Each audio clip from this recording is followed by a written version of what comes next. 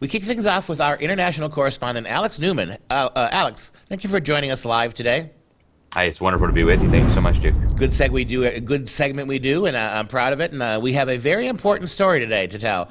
One of the absolute giants of educational reform has passed away. If you know anything about school reform, you have heard the name Charlotte Iserbyt. She is just a titan, and she's one of the great pioneers here. And she passed away a few weeks ago. So give us, you knew her personally. You've worked with her. Start by giving us an overview of her career and how did she break on the public scene. Yeah, thank you, Duke. And Charlotte was truly a giant in the field of education.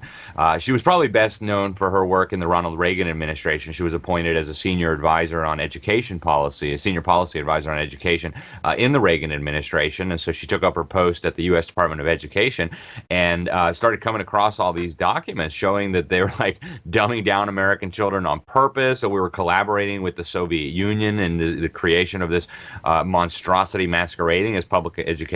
And so she started leaking these documents. She leaked a lot of them to Human Events and some other publications, and it caused quite a scandal. You know, people were highly alarmed by what they were seeing. So she did the right thing. Obviously, she didn't last long in that position since she was leaking all the documents, but she came out of there, wrote a couple of books, including The Deliberate Dumbing Down of America. Worked with some of the other giants in the movement, Sam Blumenfeld, and of course John Taylor Gatto, who just passed recently. So we're losing a lot of the previous generation, Duke, and I think it's going to fall to people like you to carry on the torch. But you know, Charlotte was 91 when she passed. She had a very long career. She served in the U.S. State Department. She was posted in South Korea, South Africa, and Belgium.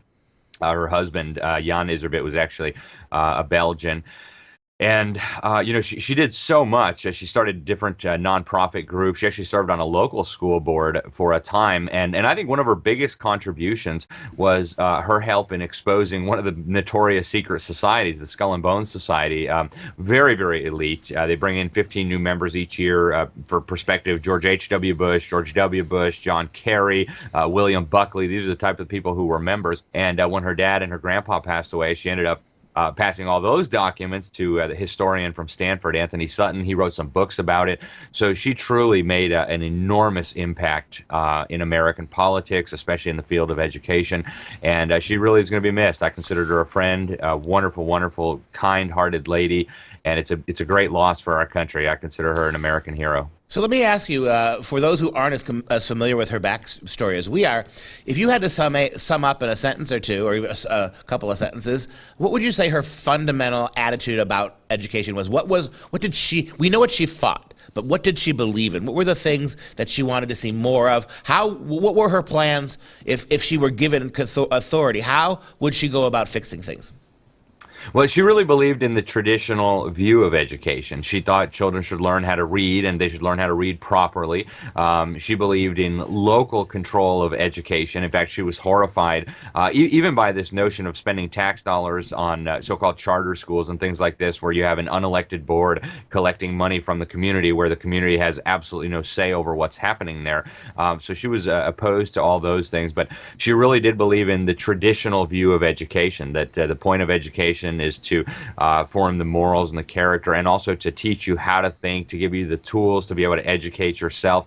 And you know, she saw what was happening and tried to sound the alarm and tried to get us back to some semblance of legitimate education. But unfortunately, the forces arrayed against her and really against people who value actual education were just too strong.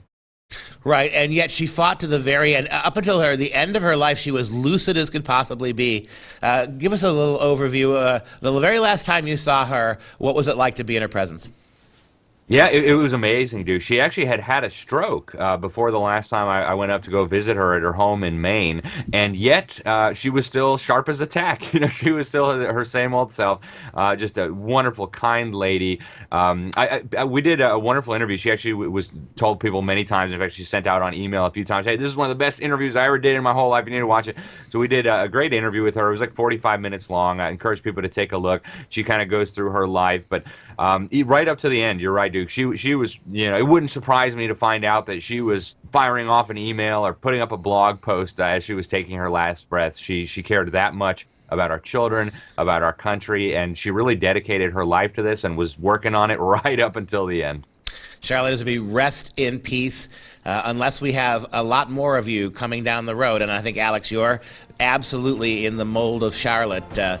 If we don't get more and more of that, then the education system's going to go the wrong way, and it'll never come back. So hopefully the spirit of Charlotte lives on. I know it does in you. Thank you so much for this report today.